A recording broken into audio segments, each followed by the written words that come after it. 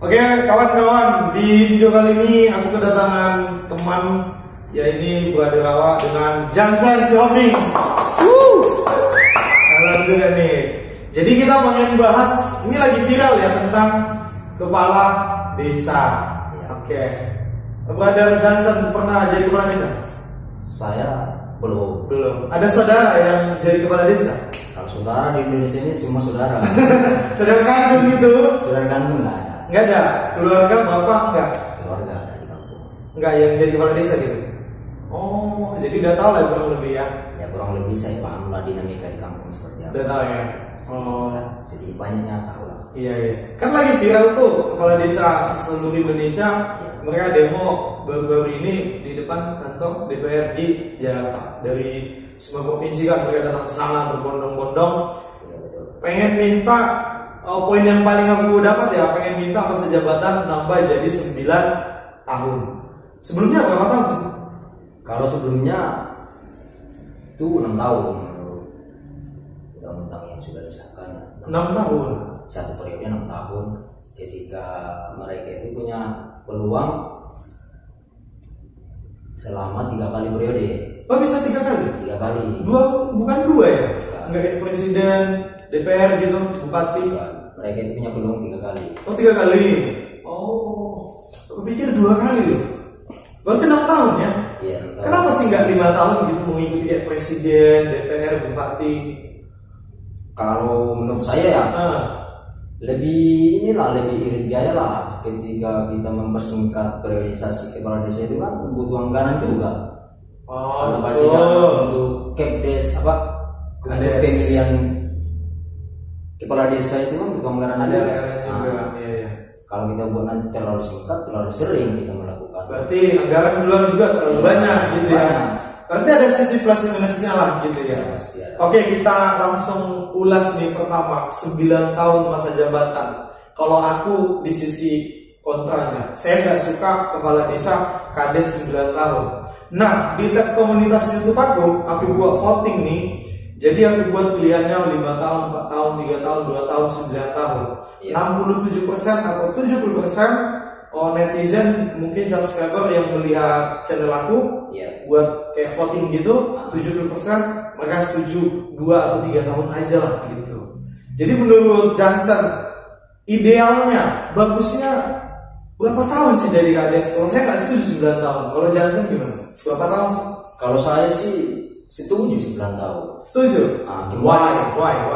Kembali ke ini tadi, kita kan perlu menganalisa juga masalah biaya. Yang pertama, anggaran untuk pemilihan. Kita terlalu sering melakukan pemilihan, itu akan mengakibatkan pengalokasian dana untuk pemilihan itu. Jadi semakin banyak. Aturannya kita keluarkan dalam term 9 tahun, misalnya kita keluarkan sekitar 100 juta, tentunya karena udah misalnya 2 periode dalam 9 tahun, tentu kita keluarkan 200 juta. Gambarannya. Yang kedua lagi, fakta di lapangan itu, di desa itu, dinamika politik naik suhunya itu naik ketika sebelum dan sesudah terjadinya pemilihan kepala desa. Nah, kalau terlalu singkat nanti periodisasi, yang ada kan di desa itu terus suasana panas. Misalnya kita tahu nih, suasana untuk memulihkan kondisi di desa, suasana politik yang panas tadi, sebelum 1 tahun sebelum pemilihan itu sudah panas. Untuk menunjukkan kemampuan dari masing-masing inilah, pro kontra inilah. Nah, setelah pemilihan nanti 1 tahun paling singkat itu belum kondusif nanti. Belum. Yang ada nanti kan di desa itu suasananya tidak kondusif. Yang kedua kondusifnya itu jadi suasana yang nggak enak lah istilahnya. Jadi ketika suasana yang tidak enak ini, saya tidak bisa jamin kalau kepala desa itu mampu nanti memimpin desa itu sesuai dengan apa yang sudah dicita-citakan. Jadi artinya setiap pemimpin di desa itu tidak fokus untuk bekerja, dia hanya fokus untuk mengkondisikan suasana politik yang panas di era sebelum dan sesudah tadi. Kita terlalu singkat. Tergantung orangnya sih, kalau kepala desanya bisa fokus kerja nggak juga. Ya betul, cuma fakta yang kita lihat yang sering terjadi ya kita tahu lah di desa itu. Kita tidak istilahnya mereka itu tidak sanggup dan enggak. Yang pasti kalau periodisasi ini kan yang kita khawatirkan kan di sini mungkin salah satu adalah rakyat itu banyak berpikiran nanti kalau 9 tahun malah sewenang-wenang. Iya memang pikiranku juga kayak gitu, makin lama ya dia bisa salah gunakan jabatan itu. Iya betul. Cuma apakah semua kepala desa seperti itu? Ya pasti kan. Kalau saya sih pandangannya positif aja. Cuma yang perlu kita perkuat itu adalah kita ciptakan rakyat itu lebih tingkatkan dalam bidang pengawasan, terutama di bidang pengawasan anggaran dana desa. Ya ini soal dana desa nih agak rawan sedikit ini. Nah itulah terjadi. Iya. Jadi rakyat itu wajar dia khawatir ketika periodisasi yang 9 tahun ini. Iya, dana desa ini bisa nggak kita sentuh? Nggak bisa. Rakyat biasa nggak ada wewenang yang tertentu itu. Kapasitasnya pun nggak nyampe gitu loh. Mana dana desanya? Dibangunlah kayak jalan gitu kan? 1M kualitas aspalnya sebenarnya kayak gini. Kita komplain pun ke Kades, dia kan nggak respon, lepas tangan gitu. Ya makanya warga nggak setuju 9 tahun. Makin lama makin merajalela gitu loh, membangun dinasti dia tahunnya. Iya. Nah itu kontranya warga. Cuman itulah kan yang perlu kita perkuat itu kapasitas masyarakat di desa itu. Kita itu harus ciptakan masyarakat itu jadi istilahnya harus lebih pintar dari kepala desa. Lebih aktif gitu ya. Aktif dalam bidang pengawasan. Ya. Nanti masyarakat bekerja sama dengan BPD. Nah, kalau saya rasa sih kalau masalah kekhawatiran kita di bidang anggaran dana desa yang disalahgunakan, yang perlu dipertegas itu sebetulnya bukan masalah koordinasi. Belum. Jadi apa? Yang perlu dipertegas itu adalah pengawasan. Pengawasan akan berjalannya anggaran dana desa itu. Yang berikutnya ketegasan dalam menindaklanjuti ketika ada penyelewengan yang terjadi. Yang berikutnya yang paling penting itu kalau menurut saya itu keterbukaan, transparansi akan alokasi dana desa. Berjalannya anggaran itu seperti apa? Itu sudah ditransparansikan sama. Iya, tapi kenyataannya menurut pandanganku selama ini gak ada yang transparan. Yang tahu dana desa itu paling kepala desa, keluarganya, apa gitu, sekretarisnya atau bendahara desa itu paling yang tahu. Kayak di sekolah. Nah itulah. Jadi fakta ini sebetulnya kan tidak berbenturan dengan periodisasi. Enggak. Yang berbenturan sebetulnya di sini kan kalau kita kaitkan dengan sebab akibat. Pengawasan tidak maksimal. Makanya terjadi penyelewengan. Nah kan gitu. Iya benar. Tapi karena warga nggak bisa mengawasi, nggak bisa kontrol dalam pengawasan itu. Kita berpikir juga sebagai rakyat jelata, makin lama ya makin kaya lagi, makin kenyang lagi. Nah itu nggak bisa. Nah itulah makanya tadi. Sebetulnya kan bukan persoalan periodisasi. Itulah yang seharusnya diciptakan. Masyarakat itu harus lebih pintar, terutama di bidang pengawasan. Yang kedua, kita harus bisa ciptakan kerjasama. Ya BPD kan ada, Badan Permusyawaratan Desa. Jadi mereka ini tugasnya adalah mengawasi berjalannya setiap program yang dilaksanakan oleh kepala desa. Yang berikutnya ada KPK. KPK ini yang jauh kalau tingkat kabupaten sampai ke desa agak jauh pengawasannya kan. Nah itulah. Nggak tersorot kadang itu. Justru disitulah maunya KPK udah memang kalau kita bilang terlalu jauh, jangan kita pangkas itu. Kita ciptakan KPK itu jangan jauh lagi ke desa. Tingkat kecamatan. Langsung dia ke desa lebih penting. Jadi di bawah pengawasan KPK. Terus didampingi lagi Kemendagri, Kementerian. Memang wewenang di bawah itu ya. Jadi ini harus sebetulnya sistem ini yang harus diaktifkan. Kalau masalah periodisasi sih sistematisnya itu nanti. Kalau saya optimis, nggak mungkin nggak ada lagi pemimpin ataupun kepala desa di setiap Indonesia ini yang memang benar-benar membangun. Pasti ada. Tapi idealisnya kebanyakan voting, kebanyakan bahkan anggota dewan, DPR segala macam pengawas politik, idealnya memang 5 tahun gitu sesuai dengan rencana-rencana per kapita atau APBN segala macamnya. Banyak bilang para motivator, pembicara segala macam pengawas politik, idealnya 5 tahun gitu. hampir seperti yang aku bilang voting di tab komunitas itu malah 2, 3 atau 3 tahun gitu. Tapi dengan tujuan biar regenerasi. Biar yang anak muda yang lebih produktif gitu sih. Iya sih. Di satu sisi kan. Jangan orang tua tuh yang jadi kades, yang udah tua-tua 50-60. Sekarang kan udah dunia canggih, modern, dunia digitalisasi. Saya harap generasi milenial udah harus bisa memimpin kepala desa. Generasi milenial ya, bukan Gen Z. Terlalu muda kalau Gen Z mungkin kan. Kalau milenial mungkin ya. Ya harapannya sih seperti itu. Cuman kalau saya masih kalau masalah priorisasi sih nggak begitu pengaruh sama anggaran dari desa. Bukan itu problem utamanya. Bukan itu problem utama. Bukan, ya. Yang perlu ditegaskan apapun yang perlu diperkuat adalah pengawasan. Dan keterbukaan. Kesadaran masyarakat juga kan tentang desanya gitu. Ya, seperti itu. Jadi masyarakat ini kan kalau memang pengawasannya kuat, tentunya mereka itu akan belajar gimana caranya. Bagaimana sih anggaran ini berjalan seperti apa sih layaknya, misalnya dalam pembangunan. Jadi kan bangunan ini kan ada standar SNI. Ada. Nah, layaknya standar SNI itu seperti apa sih? Sekian gitu ya. Contohnya kita buatlah jalan yang biasa dipakai itu kan anggaran dari desa untuk jalan. Nah, rapat beton itu untuk kapasitas jalan desa itu standarnya seperti apa menurut standar nasional Indonesia. Nah, ketika masyarakat sudah memang paham di situ kan mereka nanti akan lebih kompetitif. Bisa komplain ya. Ini nggak seperti ini. Betul ini. Itu yang harus diperkuat kapasitasnya. Kalau misalnya priorisasi itu sih saya rasa nggak terlalu mempengaruhi lah. Kalau nggak balik lagi ke aturan lama aja, nggak usah tambah 9, ya udah 6 aja gitu. Ya kan mereka minta direvisi jadi 9 kan, ya udah 6 aja lah. Kalau gitu. Kan yang dipertimbangkan tadi ada 2 poin tadi. Iya benar. Yang pertama anggaran untuk pemilu. Iya itu kan tentunya udah lumayan itu kalau memang bisa dipangkas kan. Anggaran itu udah bisa bangun apa untuk kepentingan desa. Iyalah, jembatan kecil gitu ya. Udah bisa bangun itu. Bisa. Yang kedua suasana politik tadi buat panasnya. Kalau terlalu singkat kan panas dia. Sedangkan di lingkungan sekitarku yang ada di sini aja pemilihan RT RW itu fighting loh.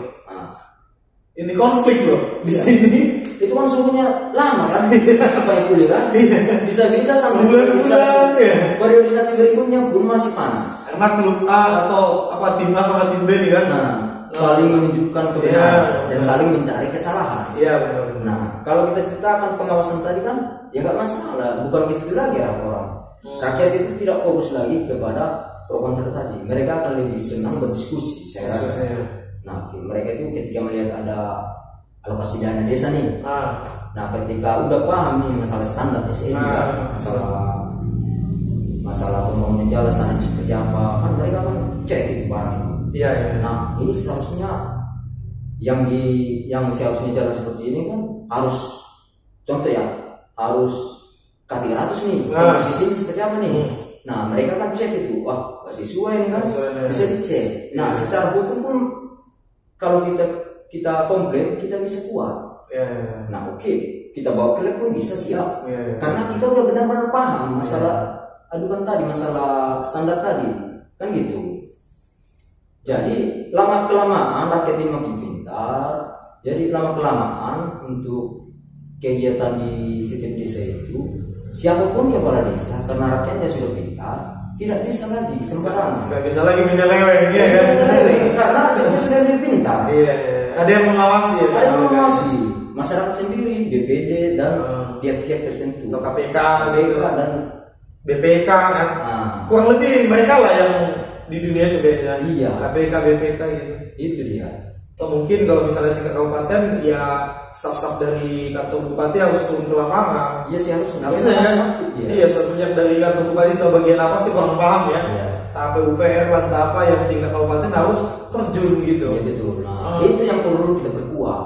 Pengawasan tadi yang pertama, yang kedua harus ada sanksi hukum dong kalau terjadi pelanggaran. Memang harus itu yang perlu. Jangan istilahnya dikasihkan dolar kalau bisa. Sejauh ini udah ada hukumnya nggak kalau dia melakukan pelanggaran KDS? Sudah. Tapi saya nggak tahu apakah pelanggaran ini dipertegas dengan sesuai dengan aturan. Saya kurang paham. Dan juga sih saya juga nggak bisa bilang pihak-pihak tertentu yang salah kan gitu. Nah kondisi kita juga di desa kan kita harus paham juga. Regulasi di desa itu tak semua di desa itu memahami regulasi terutama administrasi. Benar. Kadang terjadinya penyelewengan ini bukan karena dia sengaja. Bisa jadi mereka itu nggak paham. Nggak paham, benar. Nah, jadi mereka iya-iyakan aja kondisi ini. Ya ternyata acuh-acuh lah warganya gitu kan. Ternyata terjadi salah satu contoh penggelembungan dana misalnya. Benar.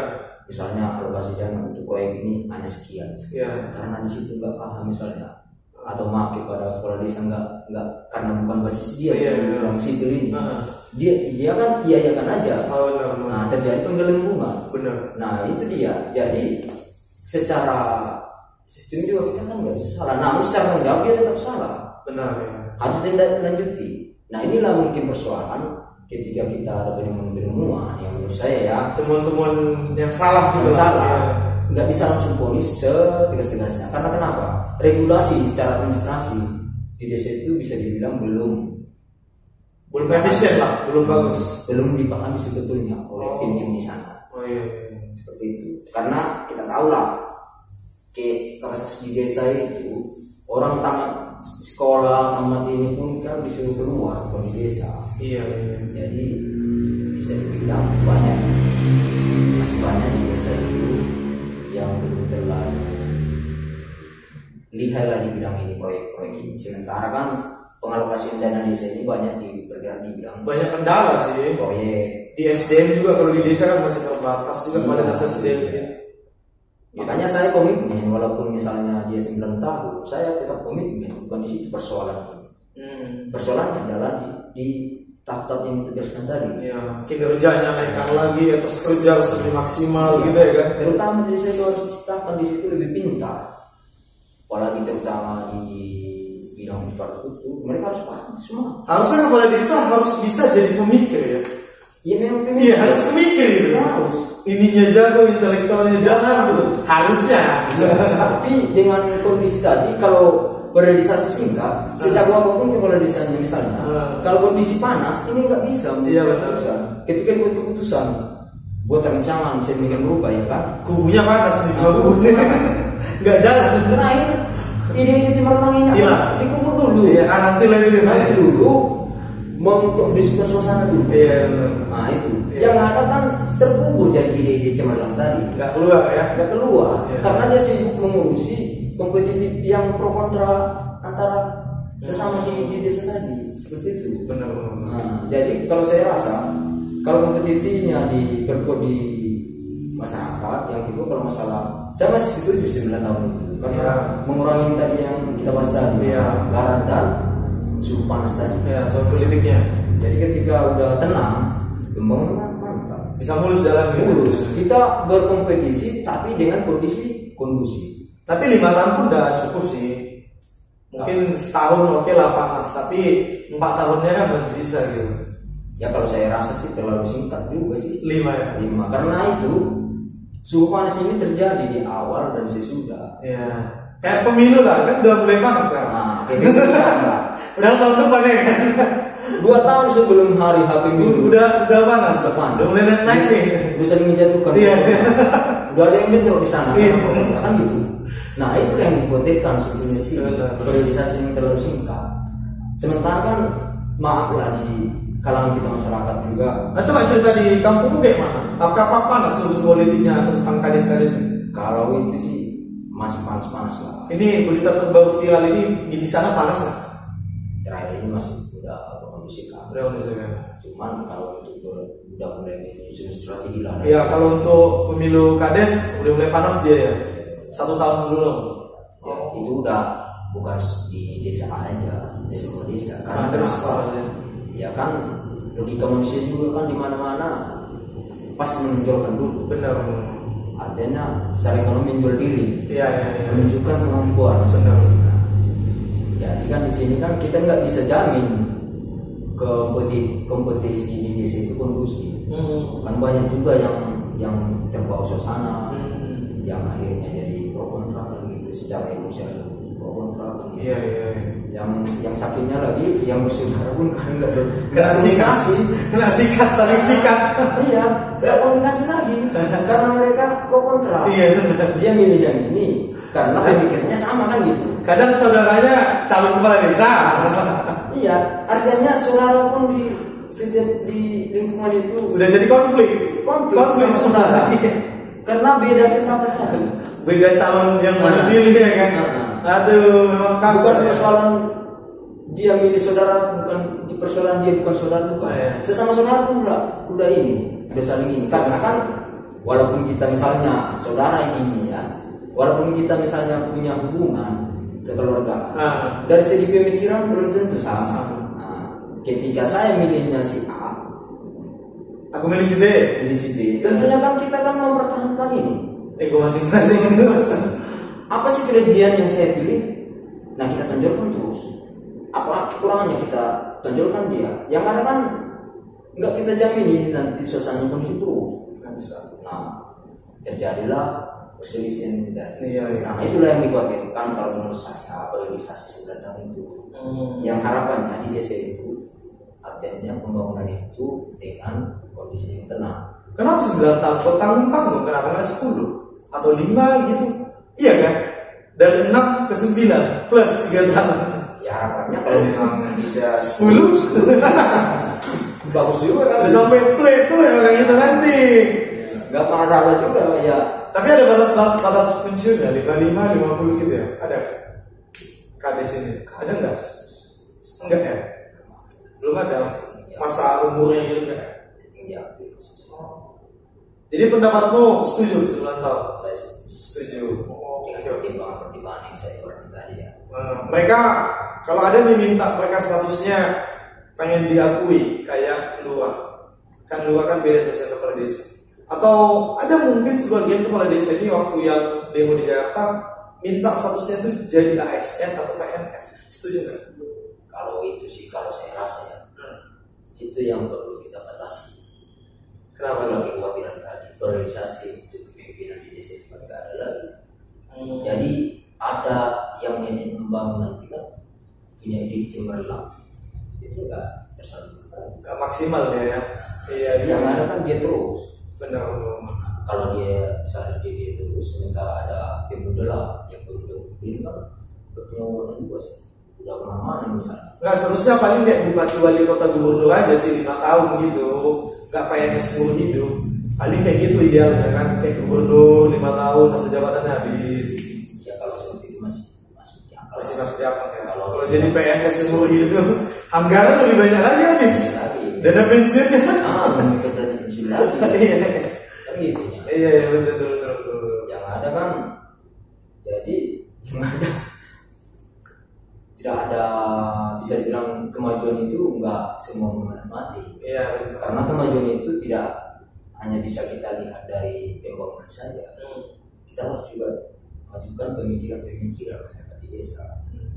Kemajuan itu bisa kita lihat dari bagaimana persaingan atau kompetitif di desa itu. Iya. Nah, semakin sehat kompetitif di desa itu termasuk desa maju secara intelektual. Iya. Bukan secara pembangunan fisik saja kan. Iya. Kalau secara fisik kalau saya lihat ya, kalau desa sih udah termasuk lah, karena ajaran setiap orang sudah bagus ya. Secara fisik ya, bisa dibilang maju sebelumnya. Kan kita nggak cukup dengan pembangunan saja. Secara kemanusiaan intelektual juga harus dibangun. Maksudnya ya? Iya. Karena kan periodisasi kehidupan ini kan berjalan terus. Bangunan itu nanti kan bisa diubah lagi. Bisa regenerasi juga. Nah, kalau kita nggak siap kan regenerasi, ide cemerlang ataupun secara intelektual kita nggak bangun. Nah, kedepannya seperti apa? Ya yang anak muda yang merantau itu suruh lah. Sampai bangun semua. Iya kan, semua bangun desa kampungnya gitu. Saya ini ke kota semua, malah yang dibangun kota orang lain. Tapi emang cuannya lebih gede di kota selalu gitu. Itulah faktor utama. Serba salah kan. Kita nggak bisa salah juga. Iya, kalau disuruh pulang nggak ada yang mau. Iya. Kalau ada yang membangun ya silakan pulang lah gitu, bangun desanya gitu. Ada nggak pesan-pesan atau nasihat buat kades-kades di Indonesia? Coba sampaikan dulu lah. Ada nggak masukan? untuk kades di Indonesia tetap semangat. Ya, kalau bisa ciptakan rakyatnya itu jadi istilahnya jadi punya kompetisi yang kondusif, dan kita harus bekerja dengan tulus, bekerja dengan ikhlas, bekerjalah untuk rakyat. Kalau masalah nggak cari uang, janganlah. Kalau masalah uang nanti kan bisa dicari tempat lain, bisa buka bisnis, usaha lain. Ambillah yang selayaknya. Misalnya kalau udah ada gaji ya dinikmatilah.